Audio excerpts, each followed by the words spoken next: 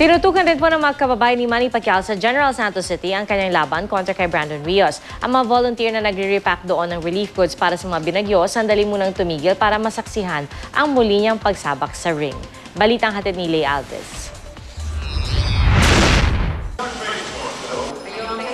Maaga pa lang, nag-aabang na mga kababayan ni Manny Pacquiao sa General Santos City sa laban niya kay Brandon Rios. Live itong napanood sa halos lahat ng mga barangay hall.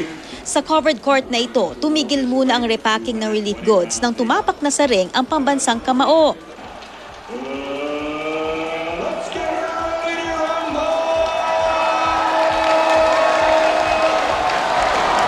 Di nila alintana ang init ng tanghaling tapat, mapanood lang ang laban. May nagwawagayway pa ng watawat ng Pilipinas. At pagkatapos ng 12th round,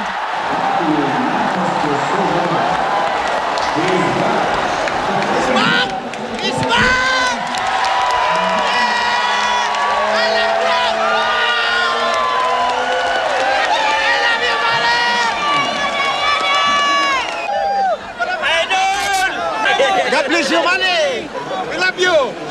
ngayon pa lang may gusto na silang susunod na lalabanan ng pambansang kamao. Gusto namin isunod makalaban niya si Mayweather. Okay. Gusto niya ipatunayan, ipakita sa buong mundo na ang Pilipino ay magaling kahit anong dilobyong dumadating, bumabangon at bumabalik. Ang pagbangon ni Pacquiao, simbolo rin ng pagbangon ng mga Pilipino mula sa unos. Pagkatapos ng laban, balik na uli ang volunteer sa pag-ayos ng relief goods at lalo raw silang na-inspire tumulong sa pagkapanalo ni Pacman. Dito sa covered plaza, covered court, nandyan yung mga relief goods natin para makabangon yung mga kababayan natin sa Tacloban, sa Leyte.